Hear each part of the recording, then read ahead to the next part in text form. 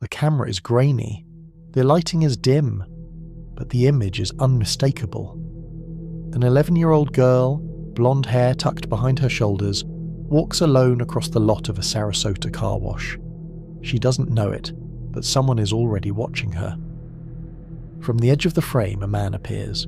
At first he looks casual, like he's just passing by, but then, in a single calculated step, he moves directly into her path.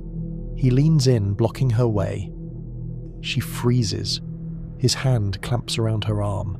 For a split second, she looks like she might pull back. She doesn't. He whispers something we can't hear, and in seconds he's steering her out of sight. She's gone. That was 6:30 p.m. on January 31st, 2004. The last known moments of Carlie Brucia. Hours later, detectives would replay that tape over and over.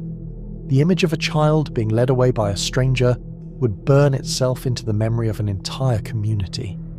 And for Carlie's family, the nightmare had only just begun. At 6 o'clock, Carlie had promised she'd be home. By 7, she was nowhere to be found. Her stepfather, Steve Kanzler, drove the same mile stretch again and again, headlights sweeping over empty sidewalks. He rolled down the window, calling her name into the night. Nothing. By the time he pulled back into the driveway, dread had already set in. Susan, Carlie's mother, didn't need to hear an explanation. She felt it. Something terrible had happened. Together they went back out, retracing her route, checking side streets and wooded patches. At one point, a red tow truck crept past them. Odd. They noticed it again minutes later, parked in front of the friend's house Carlie had just left. But Carlie wasn't there. At 7:30 p.m, Susan's panic spilled into the phone lines.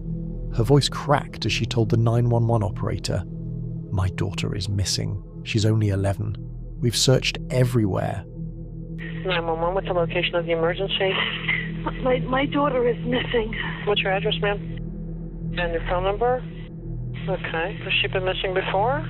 No, she had a fight with her girlfriend. She decided to walk home, and we've been driving around for about an hour and a half.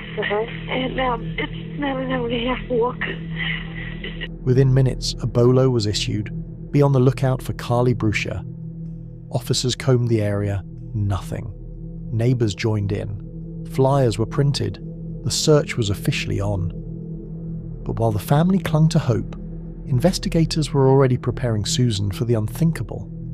Before leaving her house, they told her to call Carlie's dentist. They might need dental records for identification. It was a warning no parent should ever hear. The search had barely begun when suspicion turned inward. Steve Kanzler, Carlie's stepfather, was restless. He handed out flyers, desperate for leads. But one comment he made struck a nerve. At an equipment rental store, he allegedly asked if someone could get him drugs. After this whole thing blew over, the employee was stunned. A missing stepdaughter, and that's what was on his mind. He called police. Detectives brought Steve in. His answers were calm, maybe too calm. He insisted he'd been at home with Susan the entire evening. Susan backed him up. The alibi checked out. Eventually, investigators cleared him. But the doubt had already taken root. Then came another lead. The red tow truck.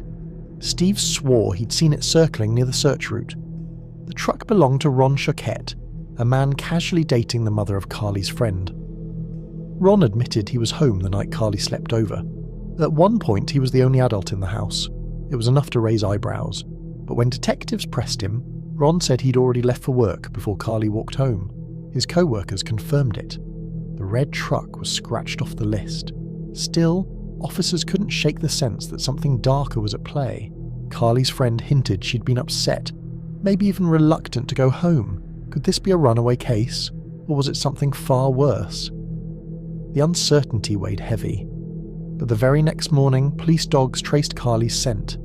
It ended not on her route home, but at Evie's car wash. And there, hidden on a security tape, was the proof. Carlie hadn't run away. She'd been taken. The dogs had led police straight to Evie's car wash. The grainy surveillance tape did the rest. At 6:30 p.m, Carlie appears on screen. Seconds later, a man steps into her path. Tattoos coil down his forearms. He's dressed in what looks like a mechanic's jumpsuit. A name tag glints on his chest, but the camera can't make it out. With one quick motion, he seizes her arm and pulls her from the frame. When Susan and Steve saw the footage, their hearts collapsed. The girl on that tape was undeniably Carlie. The stranger beside her, they had never seen him before. The video hit local news stations within hours. Over and over, the public watched Carlie's final moments of freedom, and then the calls came in. Hundreds of tips, hundreds of names. Most were dead ends, but a handful of callers said the same thing. That looks like Joseph Smith. Smith, 37, an auto mechanic, already had a history that read like a warning label. Drug arrests, violence against women, kidnapping, false imprisonment. He was out on parole, and one of his co-workers swore the man's mannerisms on the tape matched him exactly. Detectives now had a name, and they knew time was running out.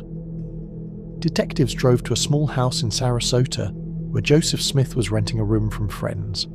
As they pulled up, they spotted him outside, cigarette in hand. But when they knocked, the door stayed shut. Minutes later, his sister slipped inside, and eventually Joseph appeared, claiming he'd been asleep the whole time. The questions started fast. Where were you Sunday evening? Smith said he'd been at home, watching the Super Bowl. He insisted his friends could vouch for him. When detectives showed him the still frame from the car wash video, he didn't deny the resemblance. Looks like me, he admitted, but swore he wasn't there. Then came the request. Roll up your sleeves. The tattoos on his forearms matched perfectly. Investigators also noticed cuts and scrapes on his hands. Smith brushed them off as nothing, but his story began to fray further. He admitted he had borrowed his friend's car the night Carlie vanished, a pale yellow station wagon. Surveillance showed a yellow vehicle circling the car wash minutes before the abduction. Smith said he only drove it to the marina to look at the water. His friends, however, weren't so sure. One of them later revealed the odometer had racked up more than 300 miles during that trip. And then there was his outfit. On the night Carlie disappeared, Smith had left the house in a mechanic's uniform, the same kind of jumpsuit caught on the tape. Piece by piece, the walls were closing in. But Smith wasn't talking. Joseph Smith's silence didn't last. From jail, he called his brother John and confessed. He admitted taking Carlie, assaulting her and choking her too hard. John led police to a wooded patch behind a church where Carlie's body lay hidden, bruised and bound. Forensics confirmed the worst. Ligature strangulation, Joseph's DNA, and fibers from her clothes inside his borrowed yellow station wagon. Outrage swept the community. How had a man with 13 prior convictions, including violent offences, still been free? In 2005, Smith was convicted of first-degree murder, kidnapping, and sexual battery of a child. The judge overturned his death penalty, but he died in prison. It was one of the most precious things to me in my life because of an animal, a disgusting, perverted animal.